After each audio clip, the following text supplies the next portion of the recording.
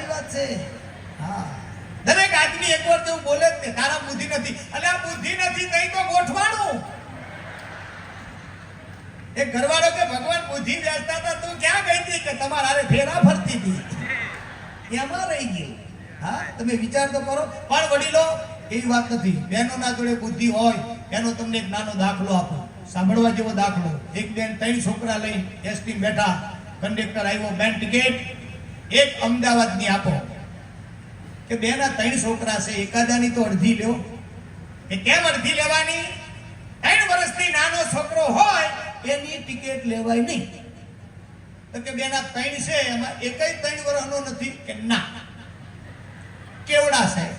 કે આ મોટો 1.5, બીજા નંબરનો 2.5, ત્રીજા નંબરનો 2.5. 3 વર્ષનો એકેય નથી. કંડક્ટર કે બેન હું સંસારી છું,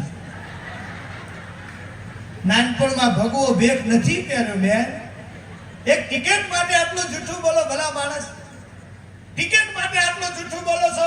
તમે ભારતની આર્ય નારી છો, તમારા આમ જૂઠું ન બોલાય. ત્યાં તો બેન ખુરશીમાંથી ઊભા થઈ ગયા, જૂઠું નથી બોલતી, સાચું કહું છો. આ મોટો છે મારા જેઠનો છે, બીજા નંબરનો મારો છે, ત્રીજા નંબરનો મારા દિયરનો છે. કંડક્ટર બેભાન થઈ ગયો. બોલો કે મારું બેટું જાયમું હો ભાઈ. અને બહેનો હંમેશા માટે મજબૂત હોય સાહેબ, શક્તિશાળી હોય. એટલા માટે તો અમે શક્તિ કહી. દરેક પ્રોગ્રામમાં બહેનો મેં તમારા વખાણ જ કર્યા છે. ભલે જોક્સમાં કદાચ 2-4 વાત આવે, પણ બાકી શક્તિ એ શક્તિ ભાઈઓ. એમના તોલમાં આદમી તો નો જ આવે. હા, બહુ સાચી વાત કહું. એનું કારણ તમને કહું, જો આદમીના બધાય કપડા બહેનોએ પડાવી લીધા જ નહીં. બોલો કોઈ બોલીએ કેવું? બેનો સાચું કહેજો. આદમીના સેન્ડલ બહેનો પહેરે, બોલો પહેરે કે નહીં?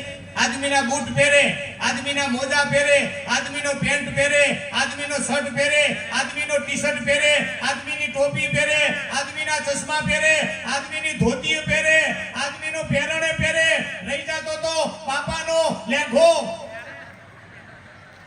પ્લાઝો કરીને પહેર્યો. પ્લાઝો તો જોશે. બોલો સાચી વાત કે ખોટી વાત?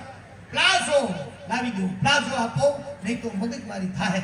એક ઘરમાં ભાઈ છે પ્લાઝા માટે આમ તો બાજુભાઈ રમલી લાઈ, પેલી સમલી લાઈ, પેલી કમલી લાઈ, બધા ઘેર પ્લાઝો. મારે પ્લાઝો નહીં, હાજી આવે એટલે પ્લાઝો લેતા આવજો, નહીં મગજમારી થાય.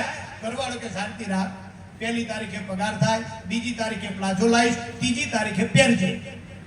નહીં નહીં ને નહીં, 1, 2, 3 ની વાત નહીં. પ્લાઝો આજે જોશે. હાજી આવે એટલે પ્લાઝો લાવજો, નહીં તો મગજમારી થાય.